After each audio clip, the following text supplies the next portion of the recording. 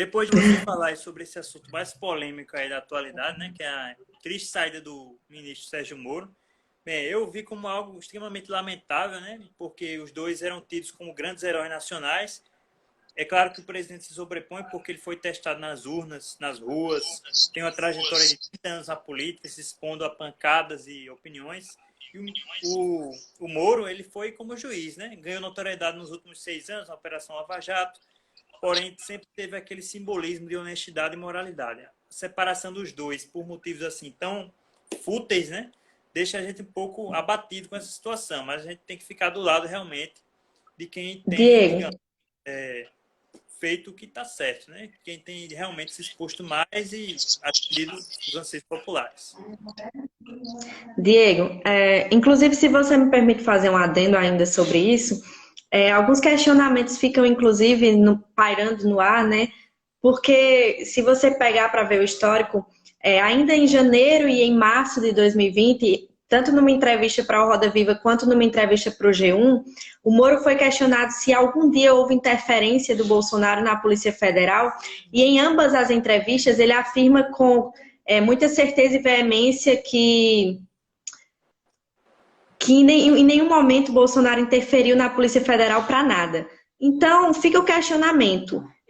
Se Moro disse isso nas entrevistas e agora alega que desde agosto do ano passado há interferências do presidente, então ele comprova que ele mentiu nas entrevistas? Ou que ele sabia desses possíveis erros, possíveis crimes e ainda assim permaneceu no ministério? E outra pergunta que eu acho muito importante, ele diz que saiu também porque Bolsonaro pediu para que o Valeixo, o superintendente da Polícia Federal, saísse e ele não permitiria isso. Então, se Bolsonaro permitisse que o Valeixo continuasse, né, ele que também não tem um histórico dos melhores, então Moro continuaria no ministério, mesmo sabendo de todas essas irregularidades, né, supostas irregularidades que ele citou. Então, de qualquer forma, vai ver, o ministro não é tão ético quanto ele diz que não é tão profissional e não é tão justo quanto ele alega ser, porque de toda forma ele esteve mentindo esse tempo todo, se comprova-se o que ele falou, né? Exatamente essa questão que você pontuou bem, contraposição da própria fala do ex-ministro.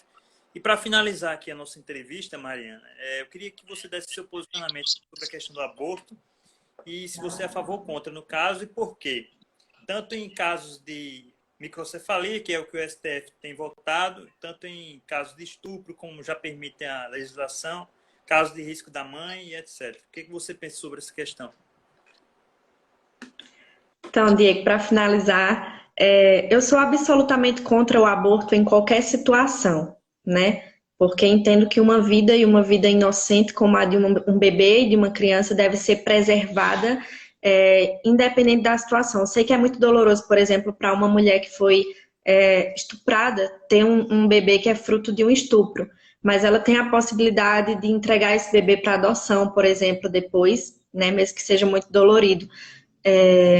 E quantos casos a gente já não viu de bebês que foram fruto, por exemplo, de um estupro, mas que tiveram um futuro brilhante, se tornaram grandes pessoas e que, inclusive, a mãe depois disse: nossa, ainda bem que eu não abortei, né? Sou contra em qualquer situação, seja por deficiência, seja por microcefalia, por anencefalia, por estupro, porque sou cristã. E como cristã, sem dúvida, não posso ficar do lado do aborto, porque aborto e cristianismo são coisas totalmente incompatíveis e que é inconcebível que as duas andem juntas, né? Nós sabemos como cristãos que a vida ela existe desde a concepção, desde o momento da concepção, né? Quando há concepção, ali já existe uma vida, existe um bebê sendo formado no ventre da mulher. Veja, quando a mulher está com 6 semanas de gravidez, já começa a se formar o cérebro do bebê. Quando ela está com as pálpebras, os olhos e os ouvidos internos, eles já começam a ser formados com 6 semanas.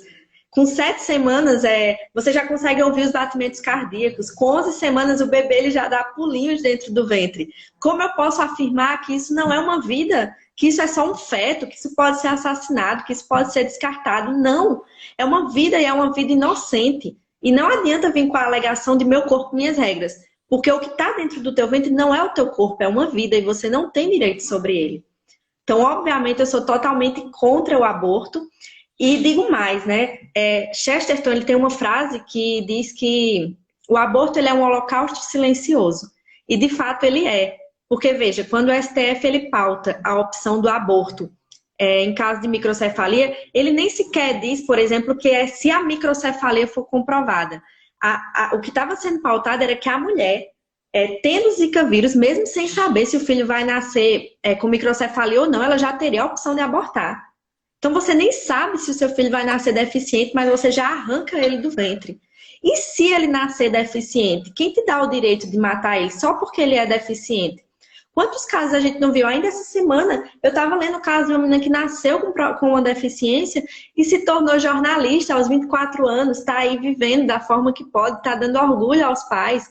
Então, para mim, eu comparo você apoiar o aborto, no caso, por exemplo, de bebês deficientes, ao que Hitler fazia.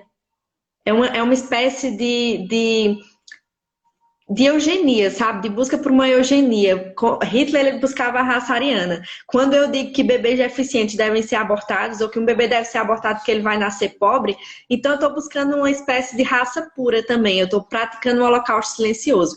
E se você se diz contra o nazismo, mas você é a favor do aborto, sinto muito te dizer, mas você é pior do que os nazistas. Hitler teria muito orgulho de você.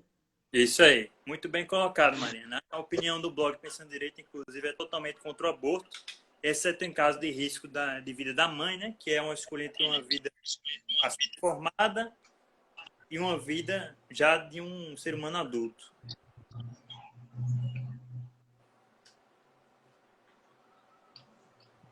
Inclusive, como você mencionou, né? Muito bom o texto que foi colocado sobre o aborto essa semana lá no blog, no Pensando Direita. Gente, se vocês ainda não acessam, se vocês não leem, façam isso. Tem ótimas postagens lá, ótimos textos, ótimos artigos. Não estou dizendo isso só porque eu escrevo para lá, mas porque o time é bom mesmo e porque os posicionamentos, eles são, com certeza, vão acrescentar muito na vida de vocês. Então, aproveitem logo para conhecer o blog e para começar a ler tudo que é postado lá.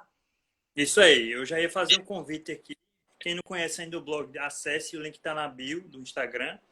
E quem não segue ainda, siga o blog, assim como quem não segue ainda a Mariana, siga essa pessoa aí brilhante que está, com certeza, fazendo um excelente trabalho em prol dos valores morais da nossa sociedade, aí, em prol do cristianismo, da direita, do conservadorismo e também do liberalismo econômico, não é verdade? Isso mesmo, Diego. E eu já queria até aproveitar para agradecer a oportunidade que você está me dando, não só de ser uma das colunistas lá do Pensando Direita, mas de dividir aqui a telinha com você hoje e a gente poder conversar sobre assuntos tão importantes, tão fundamentais e que deveriam ser abordados com até mais frequência, porque muita gente ainda é ignorante e precisa ter acesso à informação, né? A palavra de Deus diz lá em João 8,32: conhecereis a verdade e a verdade vos libertará. E acredito que quando a gente faz lives como essa, ou quando a gente posta lá no blog, a gente está, de certa forma, levando a verdade às pessoas. Isso é muito importante. Então, eu agradeço pela oportunidade. Eu que agradeço pela sua presença aqui, pelo prestígio e também pela entrevista. Muito obrigado, hein? Obrigado a todos que estão nos assistindo aqui. A gente vai ficando por aqui, fica acompanhando os conteúdos. Semana que vem tem outra live. Até mais. Valeu, galera. Boa noite. Obrigada pela companhia que vocês fizeram a gente. Fiquem ligados na próxima.